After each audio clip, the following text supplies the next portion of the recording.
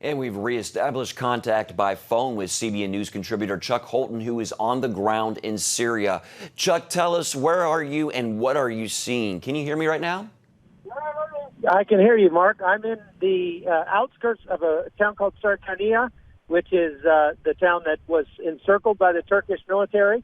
And I am currently looking at a group of people digging through the rubble of a house that was hit with a airstrike, and they're digging bodies out of the rubble. There's probably about 100 people here. It's a civilian convoy that once the ceasefire was announced last night, they put this convoy together and they came up in civilian vehicles and they started attempting to recover some of their dead. Now, they've already dug 4 bodies out of the rubble here in just the last few minutes, and it's the stench is overwhelming.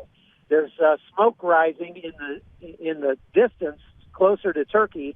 I'm guessing from not an airstrike, but probably artillery from the looks of things. It's obvious that this supposed ceasefire is not really holding. There have been reports of artillery strikes and firefights going on, but we were allowed to pass through FSA lines to get to the spot where I'm standing. So it's still very confused situation out here. Yeah, Chuck, how are the Kurds reacting to the news of that ceasefire? Well, they were jubilant last night, and the whole town of Tal Tamr, where I was just going up. Everybody was shooting their weapons in the air. It sounded like World War III. But that celebratory mood has cooled now that they're here and are recovering their dead. They are, there are bereaved women crying all around. I saw a woman retching in the ditch over there. Like I say, the smell is atrocious right now, and it looks like they're finding another body right now as I speak. I'm standing in the rubble of a collapsed house, looking down at a bunch of people that are digging through there, trying to recover more of the bodies that are in this collapsed building. What else can you tell us about the people caught in the middle of the fighting? What are they going through? Talk a little bit more about that.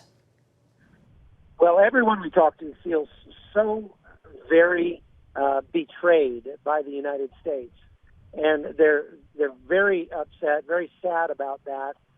They're not angry so much, but just very sad because they had very high hopes for this project that they call Rojava here, that it would be an island of democracy and diversity and freedom of religion in this area. We've talked to a lot of Christians.